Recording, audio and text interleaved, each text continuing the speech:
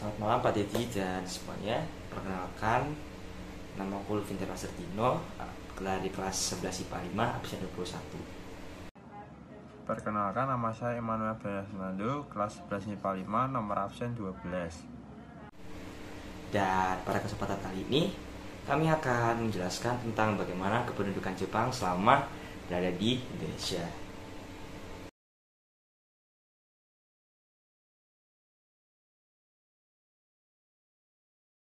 Oke, baik.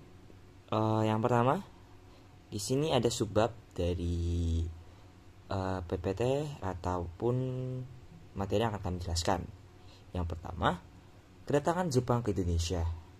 Yang kedua, faktor Jepang mulai diterima di Indonesia. Yang ketiga, dampak pemerintahan Jepang. Dan yang terakhir adalah berakhirnya masa pendudukan Jepang. Awal kedatangan Jepang. Pada 11 Januari 1942, Jepang mendarat di pantai Tarakan dengan 20.000 pasukan perang dan bertempur dengan Belanda. Dalam pertempuran ini, Belanda berusaha bertahan dengan 1.300 serdadu Batalion 7 KNIL dengan beberapa kapal ringan, pesawat tempur, dan bomber. Pasukan KNIL menyerang pada tanggal 12 Januari 1942. Lebih dari setengah pasukan Belanda gugur dalam peperangan ini. Dengan demikian, Tarakan merupakan wilayah pertama yang jatuh ke tangan Jepang. Kemudian, Jepang pun mulai menguasai wilayah Balikpapan, Samarinda, Pontianak, Banjarmasin, dan Palembang. Lalu pada bulan Februari hingga Maret 1942, Jepang melakukan serangan laut besar-besaran kepada Pulau Jawa. Lalu pada tanggal 1 Maret 1942, Jepang berhasil mendarat di 3 tempat sekaligus, yaitu Teluk Banten, Eretan Wetan di daerah Jawa Barat, dan Keragan di daerah Jawa Tengah. Pertempuran Laut Jawa pun terjadi antara armada laut Jepang dan armada gabungan yang dipimpin oleh Laksamana Kaler Dorman. Akhirnya, tanggal 5 Maret 1942, Batavia pun jatuh ke tangan Jepang. Yang pertama adalah faktor Jepang mudah diterima di Indonesia. Indonesia Nippon berada di kedudukan yang sederajat. Yang kedua, Jepang adalah saudara tua bangsa Indonesia. Yang ketiga, Jepang akan memimpin Asia untuk membangun Asia Timur Raya. Yang keempat, bendera merah putih boleh dikibarkan berdampingan dengan bendera Hinomaru.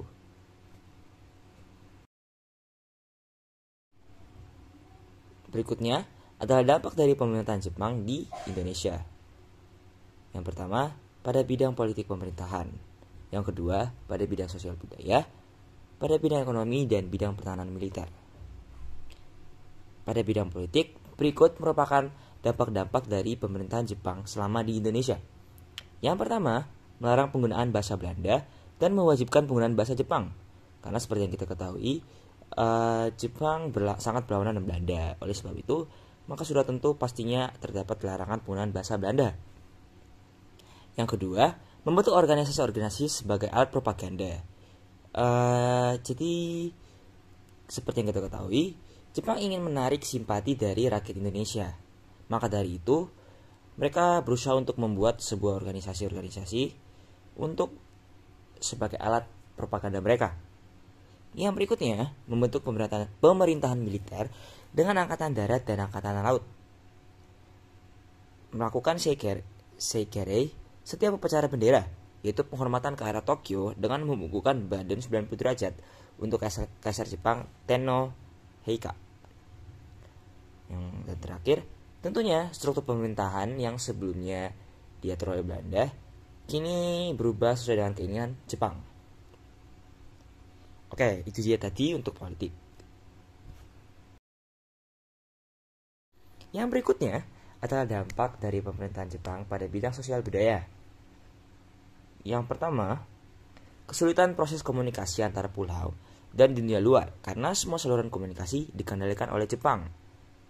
Jepang hanya menggunakan saluran komunikasi ini demi kepentingan mereka kebanyakan. Jadi komunikasi antar pulau di Indonesia menjadi semakin susah. Yang berikutnya, semua nama-nama kota yang menggunakan bahasa Belanda diganti menjadi bahasa Indonesia, seperti Batavia menjadi Jakarta dan Buitenzorg menjadi Bogor.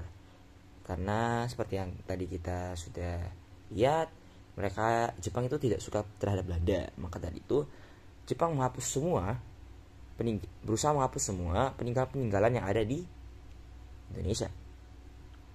Berikutnya, kebijakan Kinrohoshi, yaitu tradisi kerja bakti secara massal pada pendudukan Jepang. Yang berikutnya, mendirikan pusat kebudayaan Keimin Bunka Shidoso pada 1 April 1943 untuk mengawasi karya para seniman agar tidak menyimpang dari tujuan Jepang. Berikutnya, ada dampak pemerintahan pendudukan Jepang pada bidang ekonomi. Yang pertama, pembentukan barisan terpusat dengan panitia pengarahan Romu Kyokai di setiap daerah. Pengerahan tenaga kerja dari sukarela menjadi paksaan. Yang ketiga, masyarakat wajib melakukan pekerjaan yang dinilai berguna bagi masyarakat luas.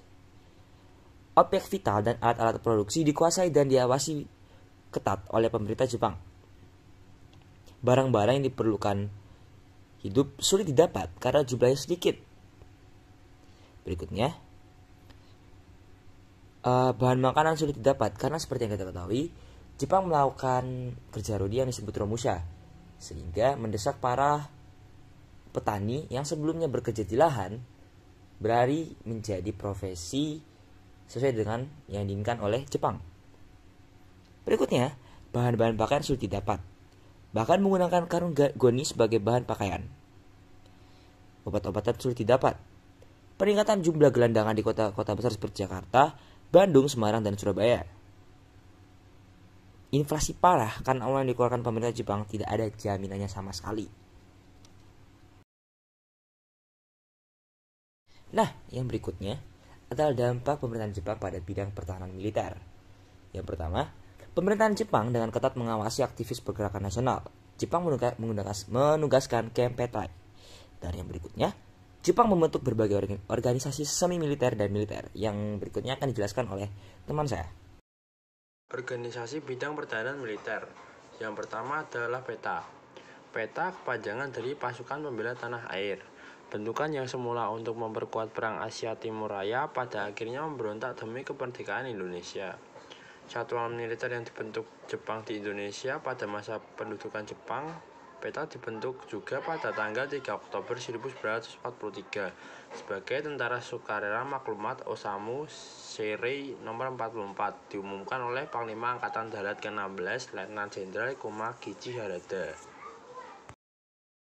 Dua yaitu Jiujun, tentara yang berarti Jun, sukarela yang berarti Jiu.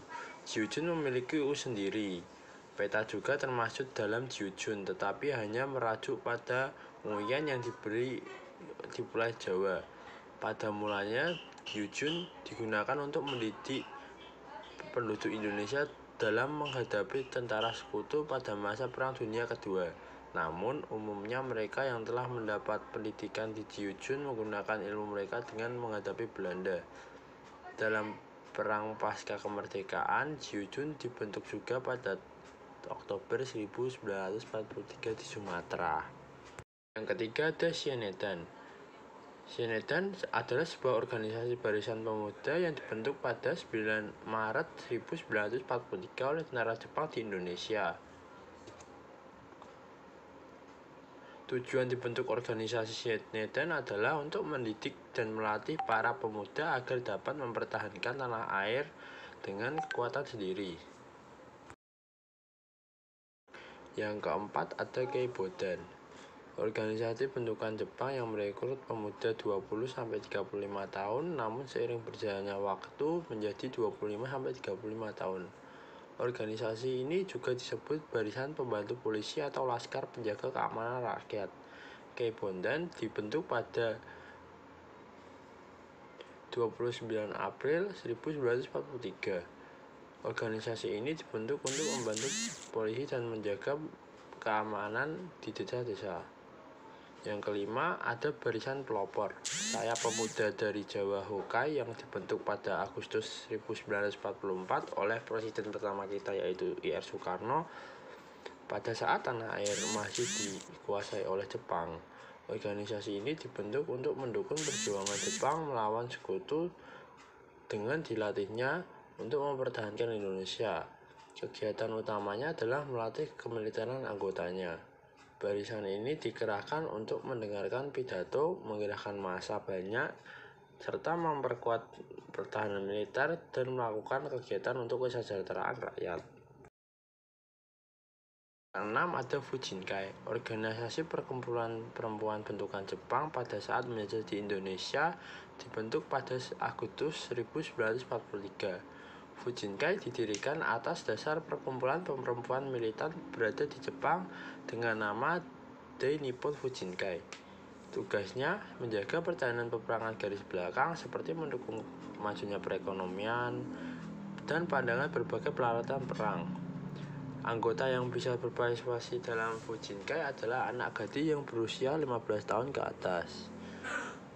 Yang ketujuh, ada Gakotai, barisan pelajar, resimen tentara pelajar bentukan pendudukan kekaisaran Jepang yang terdiri atas pelajar dari tingkatan usia sekolah menengah di negara-negara jajahan mereka, termasuk di Indonesia.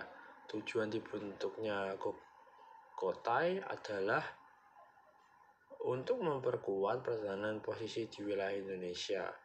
Organisasi ini dibentuk pada 15 Desember 1944. 8 adalah Heiho, tentara pembantu, salah satu organisasi militer yang dibentuk oleh tentara pendudukan Jepang di Indonesia. Heiho dibentuk pada 2 September 1942 dan mulai merekrut anggotanya pada 22 April 1943. Heiho dibentuk untuk membantu parit pertahanan dan menjaga pertahanan serta tujuan yang lain. Yang ke-9 adalah Hizbullah.